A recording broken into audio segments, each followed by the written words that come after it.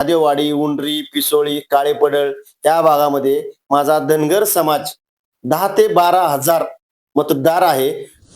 जनतेने तर साथ दिली, पण मला वरिष्ठ नेते माझे आमदार योगेश अण्णा टिळकरनी जो आधार दिला, कारण की आधार असल्याशिवाय तुमच्या डोक्यावर तुम्ही कोणतंही काम करू शकत नाही. नमस्कार मंडळी, एसी न्यूज मध्ये मी गोरक्ष गायकवाड तुम्हा सर्वांचं सहर्ष स्वागत करतोय. मंडळी, मी सध्या काळेपडळ येथे आलेलो आहे आणि काळेपडळ येथील सामाजिक कार्यकर्ते, एक समाजसेवक, एक जनसेवक म्हणून ज्यांची ओळख आहे असे बापूसाहेब देवकते यांच्याशी आपण खास बातचीत करणार आहोत. खरं तर बापूसाहेब, आपलं एसी न्यूज मध्ये सहर्ष स्वागत आहे. धन्यवाद. तुम्ही माझ्यात एक सर्वसामान्य कुटुंबातील उमेदवाराची दखल घेतली, प्रस्थापितांना आणि एक छोट्या कुटुंबातील उमेदवाराला तुम्ही एक पत्रकार म्हणून बरोबर एका स्थानी ठेवता. असं कुठलाही दुजाभाव न करता सर्वांना संधी देता. तुमचे मनापासून खूप खूप आभार. आमच्या दर्शकांना आपला थोडक्यात अल्प परिचय द्या. माझे नाव अशरफ बापू तुकाराम देवकाते. मी काळेपडळ या भागामध्ये टेम्पोचा व्यवसाय करतोय. टेम्पोचा व्यवसाय माझा असल्यामुळे बऱ्याचशा कुटुंबांना मी जोडलो गेलो आहे. कोणाची घर शिफ्टिंग, कोणाचे अडचणी हॉस्पिटलमध्ये, काय इथं मोठ्या आमच्या सर्वसामान्य कुटुंबाकडे काही गाड्या घोड्या मोठ्या काही नाहीये, पण माझ्या टेम्पोमध्ये मी आजारी व्यक्ती असू द्यात काय असू, त्याच्यामध्ये त्यांची मी सेवा केलेली आहे. त्याचबरोबर कोणाचं लग्न असेल, लग्न घर, तर त्या लग्न घरात पूर्ण झोकून काम केलेलं आहे. त्यांचा बस्ता आणण्यापासून ते त्यांचं पूर्ण लग्नाचं कार्य पूर्ण त्यामध्ये पार पाडलेलं आहे. त्याच्यामुळं भरपूर लोक मी या टेम्पो व्यवसायातून जोडली गेलेली आहेत. 2014ची निवडणूक डिक्लेअर झाली.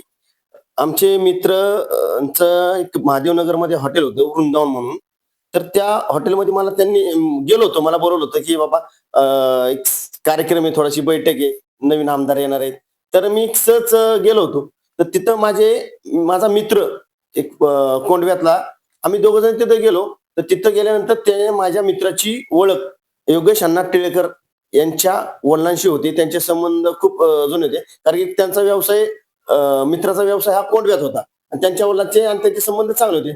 त्यात त्यांनी प्रमोद म्हणून, माझ्या मित्राचं नाव आहे प्रमोद यादव म्हणून, तर त्यांनी दादा योगेश अण्णांच्या वडिलांना आवाज दिला. आम्ही तर सहज थांबलो होतो, पण त्यांना दिसले, त्यांची परिचय झाला. तर लगेच दादा म्हणले, हे माझाच मुलगा योगेश अण्णा आहे. तर मी माझा लगेच परिचय करून दिला. दादा, मी बापू देवकाते, काळेपळ मध्ये राहतो असं. तर ते पळत पळत आले, म्हणजे थांब थांब थांब थांब म्हणले, तू देवकाते का, थांब. लगेच पळत गेले आणि एक विनोद मार्कड म्हणून कोंडव्यातील भागात राहणारे आमचेच नातेवाईक त्यांना पळत घेऊन आले. हे बघ म्हणले, हे तुझे पाहुणे. आणि माझी योगेश अण्णांच्या वडिलांनी विनोद मार्कडची ओळख करून दिली. बघ आता हे तुला अण्णांपर्यंत पोहोचवून तुझ्या सगळ्या गोष्टी, विकास काम काय असेल, तुझ्या अडचणी असेल, ते पूर्ण हे करतील. तो माझा प्रवास योगेश अण्णांसोबत विनोद मार्कडांनी जोडून दिला. त्या जोडल्यानंतर येणाऱ्या पूर्ण विधानसभेला तर अण्णा पूर्णपणे माझ्या अंदाजे इथं एकटा बापू देवकाते माझ्या भागातून पूर्णपणे बहुमताने जनतेने एक विश्वास अण्णांवर दिला. अण्णांनी ते कामही केली. परंतु अण्णांच्या बाबतीत सांगायचं झालं तर अण्णांनी आजपर्यंत तो प्रवास सोडला, तर त्या प्रवासापासून आतापर्यंत अण्णांचा विश्वास माझ्यावर आहे आणि माझा अण्णांवर विश्वास, आणि अण्णांच्या माध्यमातून मी विकास कामं करायला आज अण्णांच्या माध्यमातून सुरुवात केली राजकीय जीवनाची, आणि शेवट ही अण्णाच्या सोबतीच करेल. खर तर तुम्ही आता नगरसेवक पदासाठी अर्ज केलेला आहे, आपली आता उमेदवारी फायनल झालेली आहे, तर कशासाठी आणि का केलाय अर्ज? प्रथमतः माझ्या ज्या सर्वसामान्य नागरिक ज्या भागात राहतात त्यांचं नेतृत्व कोणीतरी असावं, त्यांचं म्हणणं आहे की बा आपला कोणीतरी आधार असावा. तर मी या सामाजिक कार्यामध्ये खूप काम केलेलं आहे. पुण्यश्लोक अहिल्यादेवी होळकरांचा चौक माझ्या माध्यमातून झालेला आहे. पाण्याच्या टाकीला पुण्यश्लोक अहिल्यादेवी नाव झालेलं आहे. त्यात बाळूमामांचं मंदिर माझ्या माध्यमातून झालेलं आहे. बरेचशा मंदिरांना मी खूप सारी मदत केली. ती मदत म्हणजे काय पैशा पाण्याची नाही केलेली, तर ही जनता माझ्या सोबत होती. त्या जनतेला नेऊन तिथं जे कष्टाचं काम होतं, की जी सुरुवात असते की दगड उचल, स्वच्छता कर, त्या भागात झाडं लाव, मंदिराची बांधणी असू द्या, ते पैसे न घेता ते मंदिर उभा करण्याचं काम आमच्या माध्यमातून झालेलं आहे. पण त्या जनतेचा विश्वास माझ्यावर बसला. ती जनता हजारो भाविक त्या मंदिरामध्ये दर्शन घेतात. त्या मंदिरामध्ये दर्शन घेतल्यानंतर मला असं वाटतं की मी कुठंतरी माझ्या हातून एक मोठं कार्य घडलं आहे. पण त्या हजारो लोकांच्या मनामध्ये हे माझं नाव बाप्पू देवकाते हे कोरलं गेलेलं आहे. मी 100% विश्वास सांगतो आणि ते माझ्या सोबत आहेत. जो तो भेटतो की बाप्पू तू काहीतरी कर, यावेळेस महानगरपालिकेला तू उभा राहा. कारण की आम्ही कोणाकडे बघायचं, कोणाला मतदान करायचं, कधीपर्यंत हे आम्हाला हक्काचा माणूस हवाय. त्याच्यामुळे ह्या जनतेच्या विश्वासासाठी किंवा यांच्या अडचणीसाठी मला हा निर्णय घ्यावा लागत आहे आणि हा मी घेणार आहेच. खरं तर तुम्ही आता नगरसेवक पदासाठी इच्छुक उमेदवार आहात. मग नगरसेवक झाल्यानंतर तुम्ही काय काम करणार आहात? प्रथमतः मी नगरसेवक तर 100% होणारच आहे. कारण नागरिकांचा जो विश्वास, हजारो भाविक जे देवदेवता पुण्यश्लोक अहिल्यादेवी होळकरांनी जो मंदिर किंवा घाट सगळं जपण्याचं, हिंदुत्व जपण्याचं जे काम केलं, तोच वारसा चालवण्याचं काम माझ्या नशिबी आलं. आणि ते नशिबी आल्यामुळे ह्या जनतेने मला साथ दिली. जनतेने तर साथ दिली, पण मला वरिष्ठ नेते माझ्या आमदार योगेश अण्णा टिळकरांनी जो आधार दिला, कारण की आधार असल्याशिवाय तुमच्या डोक्यावर तुम्ही कोणतंही काम करू शकत नाही. त्यांच्या माध्यमातून मी खूप सारी जनतेची सेवा केलेली आहे.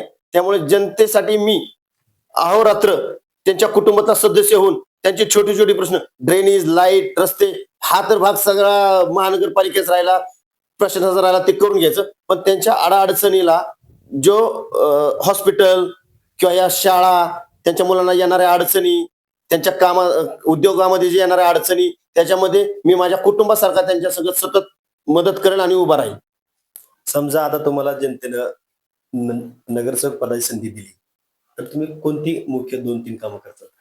प्रथमतः आमच्या नागरिकांना मुलांच्या शिक्षणासाठी जो रेल्वे गेट पार करून जावं लागतं किंवा हंडेवाडी पार करून जावं लागतं, फक्त माझ्या भागामध्ये महानगरपालिकेची इंग्लिश मीडियम शाळा, जे की पुणे शहरामध्ये अशी नसेल आजपर्यंत, त्या पद्धतीची शाळा मी माझ्या महानगरपालिकेची शाळा ह्या काळेपळमध्ये आणणार आहे. कारण की आजूबाजूला JSPM कॉलेज आहे किंवा इतर मोठे मोठे कॉलेजेस, शाळा इंग्लिश मिडियम झाले, पण तिथं परिस्थिती आमच्या लोकांची नाही. महानगरपालिकेच्या शाळेतच आमची लोक जातात किंवा साधना विद्यालय या शाळेमध्ये जातात. पण त्याच्यापेक्षा चांगले एकदम उत्तुक, एकदम छान, म्हणजे आजपर्यंत की महानगरपालिका सुद्धा नाव काढेल अशा पद्धतीची शाळा मी महानगरपालिकेची आमच्या भागात करणार आहे. तसेच हॉस्पिटलसाठी सुद्धा आम्हाला रेल्वे गेट क्रॉसच करावं लागतं, तेही आमच्या इथं हॉस्पिटलचं काम करायचं. कारण की जनतेची सेवा हीच माझी सेवा असणार आहे. शिक्षण आणि आरोग्य ह्या 2 गोष्टीवर मी सर्वात प्रथम लक्ष देणार आहे आणि ते पूर्ण करून दाखवणार. जनतेला काय आवाहन करताय? प्रथमतः ही निवडणूकच जनतेने हाती घेतलेली आहे. कारण की उमेदवारी त्यांनी ठरवलेलं आहे की माझी तर इच्छा नसताना, पण कारण त्यांनी का ठरवला, तर या भागामध्ये महादेववाडी, उंडरी, पिसोळी, काळेपडळ या भागामध्ये माझा धनगर समाज 10 ते 12 हजार मतदार आहे. परंतु मी नव्हता इंटरेस्ट घेतला, पण मला माझा बांधव कंटिन्यू फोन करतोय की नाही, कोणीतरी उभा राहावा. आजपर्यंत आपण लोकांना मतं दिली, आपण का पाठीमागे राहायचं, तुला काय कमी आहे ते सांग, की तू का उमेदवारी घेत नाही. त्या खातीर मी उमेदवारी घेण्यासाठी मी तयार झालो. तसंच माझ्या हिंदुत्वासाठी सुद्धा खूप मोठं काम आहे. श्रीराम मंदिरांची तर माझ्याकडून झालेलीच सगळी सेवा, आणि जे राम मंदिर अयोध्यामध्ये जे झालेलं आहे, त्या अयोध्या झाल्यानंतर माझ्या भागातून मी कित्येक लोकांना अयोध्याचं दर्शन सुद्धा माझ्या आमदार योगेश अण्णा टिळकरांच्या माध्यमातून, भारतीय जनता पार्टीच्या माध्यमातून लोकांना ते दर्शन घडवलेलं आहे. जरी आज तुम्ही कोणाच्या घरी जर गेला, अयोध्याला जाऊन आलो हा प्रश्न विचारला, तर कसं, कधी गेलता, काय गेलता, तर ते नाव सांगेल, अरे बाप्पू देवकातेनी अयोध्याला आम्हाला पाठवलं होतं त्यांच्या आमदार योगेश अण्णा टिळकरांच्या माध्यमातून.